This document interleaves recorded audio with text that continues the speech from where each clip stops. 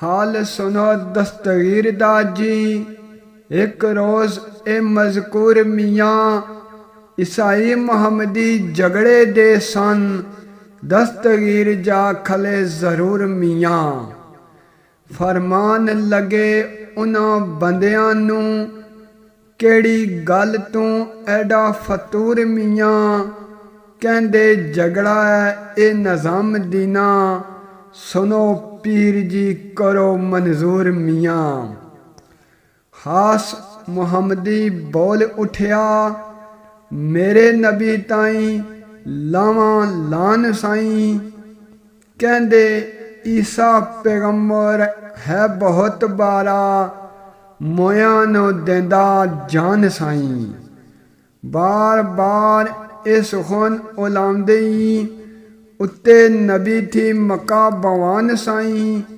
ताने लावंदे आख निज़ाम दीना, अपने पाप थी ना शर्मान साईं। वेख कर तरफ ईसाइयां दे, दस्तगीर मीरा जोश आंवदा सी। जज्बे नाल फरमान ईसाइयां नूं, ईसा मुर्दियों क्यों कर उठावदा सी।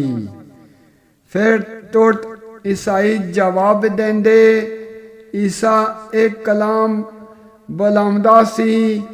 पढ़दा कुम बिइज़्निल्लाह निज़ाम दीना, मुर्दा उठ आपों टुर आवदा सी। जिक्र ईसाइयां थी पीर सुनिया, जज्बे नाल जबान औलान लगे। कहंदे असी मुहम्मदी दीन विचों इन्हां सारियां नूं समझान लगे।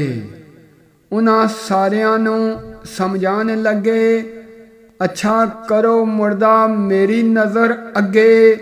दस्तगीर मीरा फरमान लगे, रल मिल ओ ईसाई निज़ाम दीना। दस्तगीर नूं कबर दिखलान लगे।